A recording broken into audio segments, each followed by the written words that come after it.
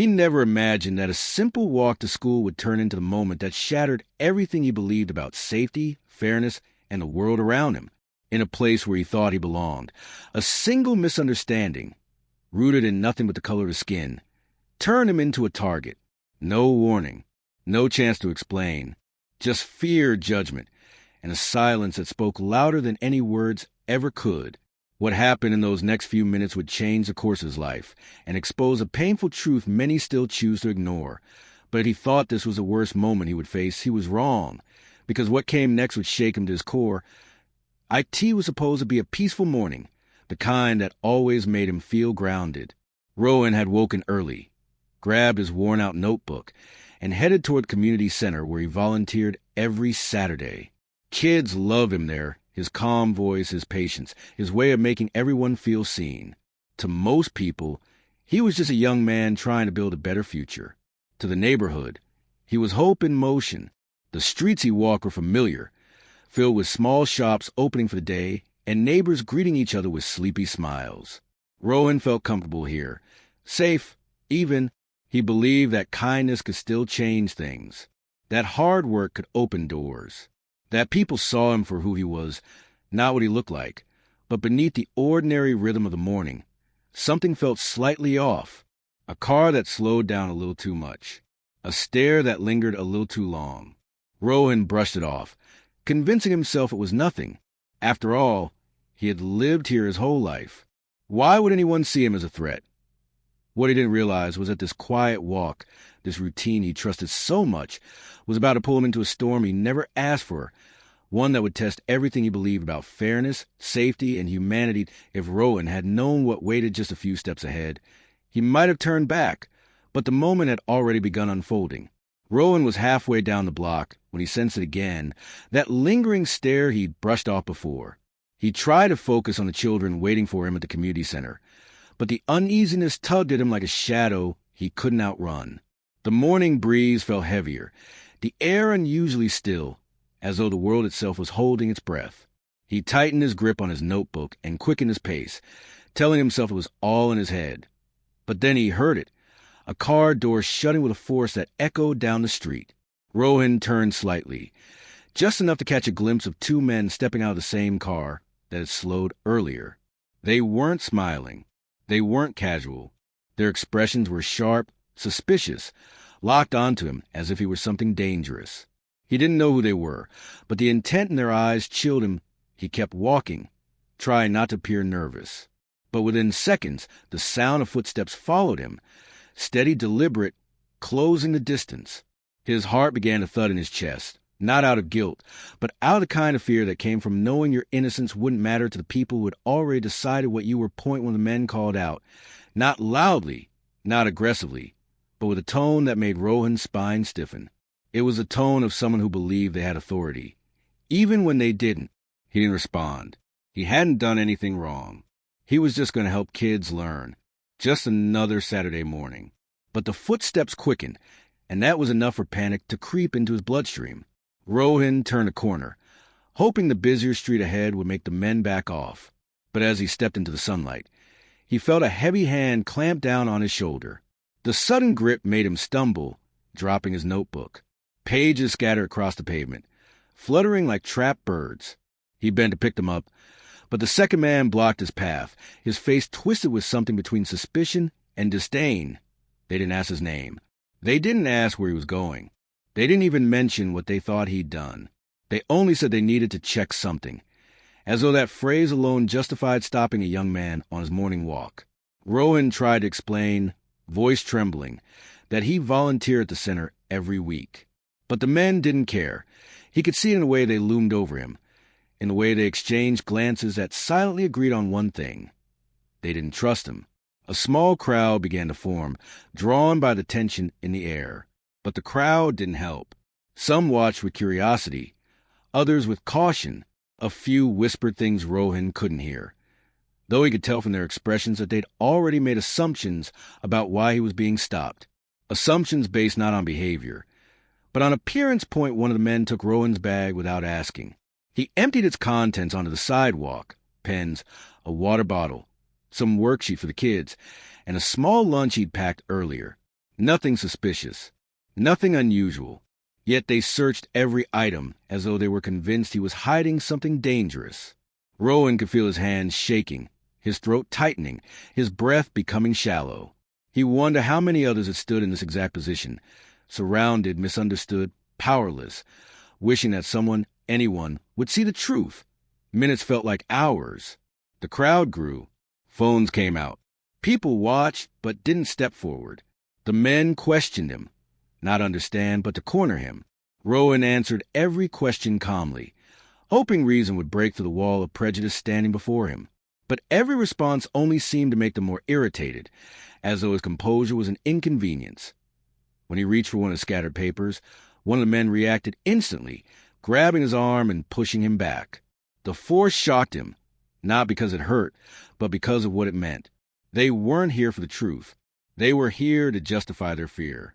A woman from the crowd finally spoke up, shouting that she recognized Rowan, that he tutored her nephew. But the men ignored her. They were focused only on him, their suspicion tightening like a vice. Rowan felt small, overwhelmed, trapped. He didn't know how far these men were willing to go, and the uncertainty churned inside him like a storm waiting to break. The situation escalated when one of the men reached for his radio, muttering that they might need backup. The phrase sent a wave of dread crashing through Rowan. Backup for what? For a volunteer carrying worksheets and a sandwich? For a young man simply walking to help children? The injustice of it hit him like a punch. Sharp, suffocating, unforgettable. Before he could speak again, the man tightened his grip on Rowan's arm. His voice was cold, final, unwavering. And in that moment, Rowan understood. This wasn't about something he did. It was about something he couldn't change. If he thought things couldn't get worse, he was wrong. Because what happened after this call for backup would push the situation into a place far darker than he ever imagined. The moment the call for backup went out, everything around Rowan shifted. The quiet tension that had hung in the air suddenly snapped into something sharper, something dangerous. Within minutes, another car screeched to a stop at the curb. Two more officers stepped out, their faces unreadable, their eyes scanning Rowan as if he were a threat waiting to explode. He felt the world closing in tighter and tighter, until even breathing felt risky. The first officer jerked his arm, pulling him forward as the others approached. Their hands hovered near their belts, near the tools of authority Rowan knew could end his life in a second if misread. He wanted to tell them he wasn't resisting. He wanted to tell them he hadn't done anything wrong. But every word he tried to speak dried up in his throat as fear wrapped around him like a vice. The crowd had grown now, stretching across the sidewalk, spilling toward the street. People watched with wide, uncertain eyes. Phones were raised, capturing everything. The officers' movements, Rowan's shaking hands, the way suspicion seemed to weigh heavier than truth. Some whispered that he looked dangerous. Others muttered that something felt off. But no one stepped forward. No one got close. When one officer demanded he kneel, the words sliced through him like a blade. Kneeling meant surrender, guilt, submission. Things he did not owe. But standing meant danger. Standing meant risk. He hesitated for a single second. Just one. And the hesitation was all they needed to escalate. The officer behind him shoved him hard, and Rowan hit the ground, his palms scraping against the pavement.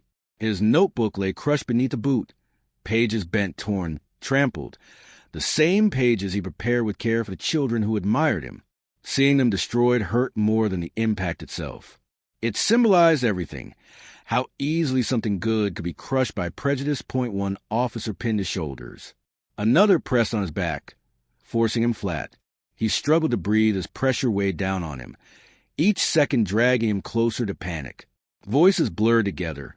Commands, accusations, warnings, none of which he could process through the fear pounding in his ears.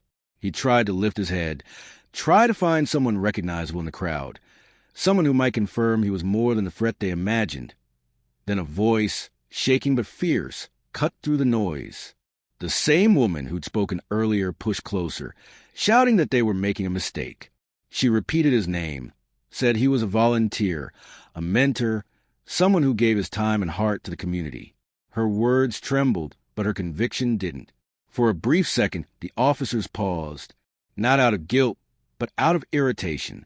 They glanced at one another, weighing their next move, and Rohan realized that his fate rested not on truth, not on reason, but on whatever they chose to believe.